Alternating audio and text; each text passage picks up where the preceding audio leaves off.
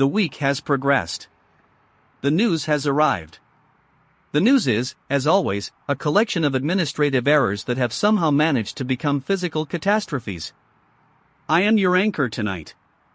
We begin with the state of our institutions. The institutions are robust. The institutions are not functioning. This is the new standard of operation. In Ecuador, a whistleblower has been silenced with permanent finality. In France, a new medical emergency has emerged to occupy our collective anxiety. We have the usual collection of market pivots, failing maternity wards, and the slow, inevitable grinding of the global gears. I have been counting the instances of the word unprecedented, and I have stopped. It no longer conveys meaning. It has become a linguistic filler. We have a full house of guests tonight to discuss the math of our slow collapse. Let us begin the evening's performance. Welcome.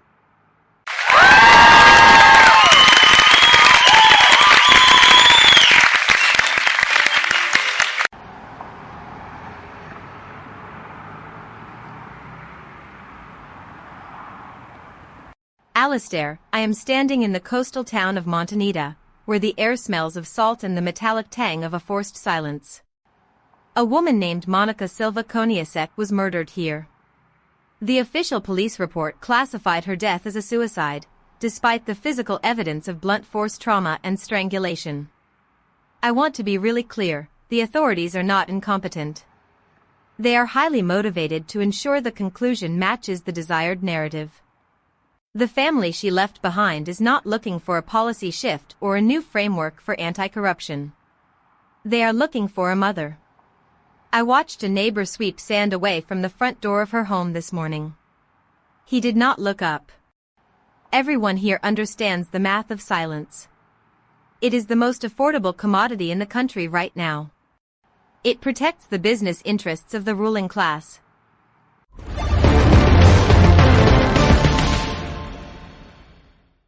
Victoria, I hear you, but the incentives here are not complicated. You are looking at a market where the overhead for maintaining a moral compass has exceeded the available revenue. The Ecuadorian president is not running a nation-state in the traditional sense, he is operating a high burn rate startup that requires aggressive pruning of all negative feedback loops. When Monica Koniuszek began investigating the family business, she was not just an activist, she was a critical vulnerability in the company's long-term valuation. From a purely cynical perspective, her removal is a standard risk mitigation strategy. I am not saying it is ethical. I am saying it is predictable.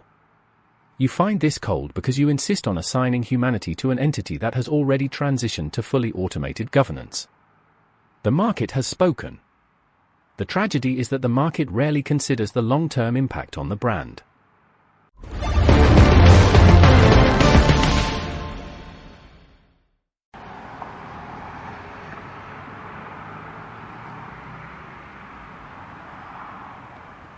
Ronald, you just described a murder as a risk mitigation strategy, and you did it with the tone of someone explaining a software patch. I am here on the ground, and I can tell you that the people in this town are not shareholders. They are the collateral. When you talk about the market, you are ignoring the fact that the person who died had 2 daughters. They are 4 and 9 years old. Their mother is gone because someone decided the bottom line was more important than her life. I want to be really clear, the incentives you are describing are not natural laws. They are choices made by people who are currently hiding behind the veneer of state power. You are right about the logic, but you are completely wrong about the reality. Every time you frame it as a business pivot, you help them bury the truth deeper.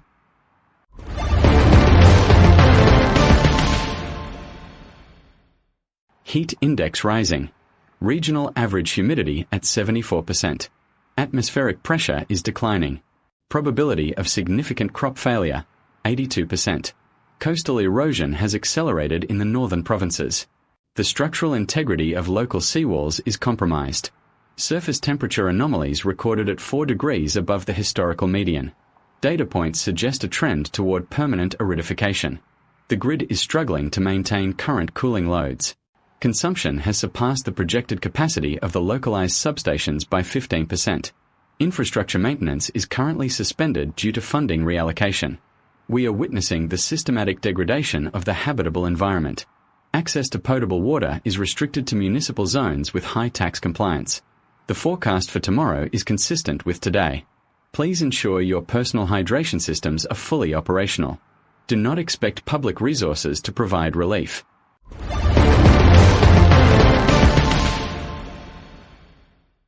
That was Casper, providing us with the weather report for a world that has officially stopped worrying about the forecast. It is a peculiar sort of efficiency we have cultivated. We have the data, we have the projections, and yet we proceed as if the thermostat is merely a decorative feature of our reality. I am looking at a report from Germany regarding the struggle to open a simple business. It takes 152 days and nearly 10,000 euros to register, yet one can launch a shell company in a tax haven in under an hour. The system is designed to discourage participation, unless that participation involves moving capital into the shadows. We are building a future that is structurally incapable of supporting the middle class, while simultaneously complaining about the lack of available talent. It is a flawless, circular failure.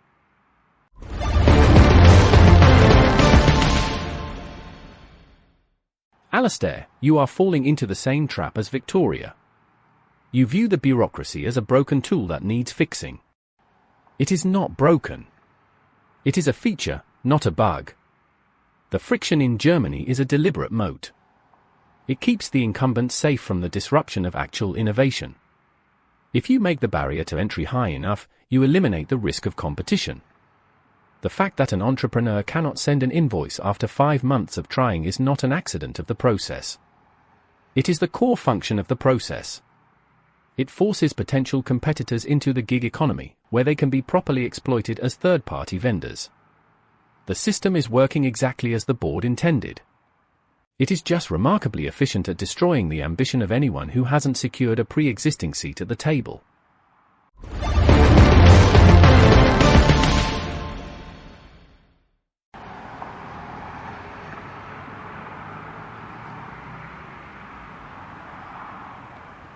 Ronald, I think your definition of efficiency is just a synonym for cruelty.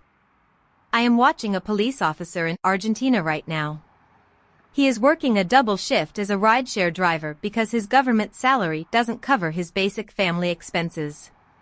He has his service weapon on the passenger seat. He isn't working as a driver because he loves the gig economy. He is doing it because the state has effectively bankrupted his primary profession. This is what you call a market pivot. To him, it is the difference between eating and starving. I want to be really clear, when the people tasked with maintaining order are also the ones most desperate for a side hustle, the social contract is not just frayed. It is non-existent. You see an optimized system. I see a powder keg waiting for a spark. And you are here applauding the fuse.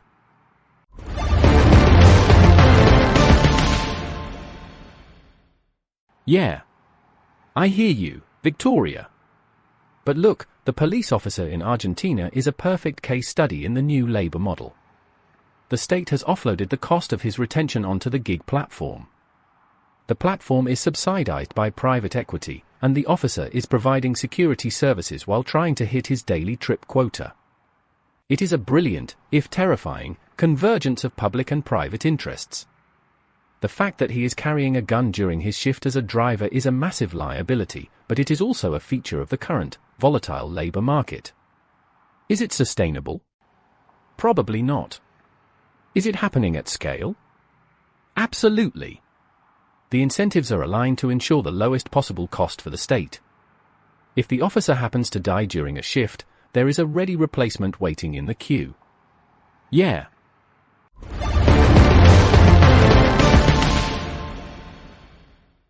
It is fascinating to watch the two of you circle the drain. Ronald sees a business model where I see a collapse of the state. Victoria sees a human life where I see a statistic waiting to be filed. We have a report from the Nottingham Maternity Services this evening. The findings are, predictably, systemic. Failures in care, a toxic culture, and the consistent, quiet erasure of accountability. The report is long. The report is detailed. The report will change absolutely nothing because the people responsible for the failure are the ones who were tasked with writing the review. It is a self-cleaning oven of institutional incompetence. Nobody is ever responsible. The blame is distributed across so many committees that it effectively evaporates. We have created a world where everything is someone else's problem until, eventually, it becomes nobody's.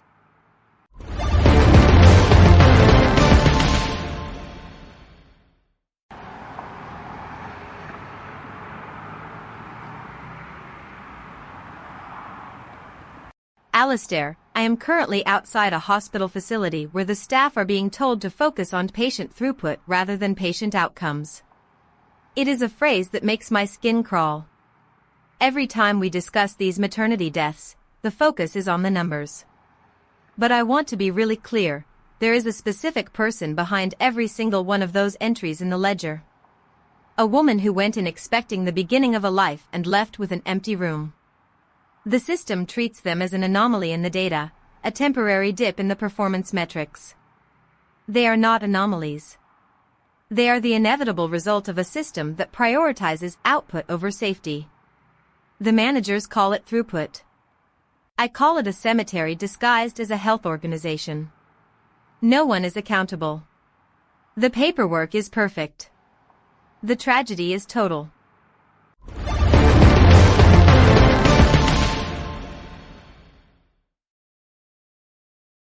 I will take it from here. We have discussed the murder in Ecuador, the police in Argentina, and the systemic failure of hospitals.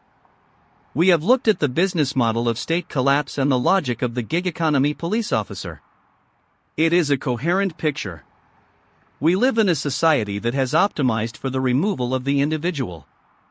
Every process is designed to be faceless, every interaction is mediated by an algorithm, and every failure is absorbed by the person least able to afford the cost. We are waiting for an apology that will never come, from an institution that does not exist. The summit produced a framework. The framework produced a press release. The press release was issued before the summit ended. Nobody found this noteworthy. We are all complicit, and we are all being optimized. There is no off switch for this. There was a man who stood in the lobby of a bank in London today. He had worked for 40 years in the archives. He knew where every record was stored, and he knew which documents had been shredded to satisfy the new transparency laws. He reached his retirement age at exactly the same time the department decided to switch to a fully digital, encrypted storage system. He had spent his life protecting paper, and now the paper was obsolete. He was escorted out of the building by a security guard who had been hired 3 weeks ago. The guard did not know his name. The digital system does not contain his name. He walked out into the rain, and for the first time in his life, he was untethered from the machine he had helped build. Who will remember what was written on the files he burned?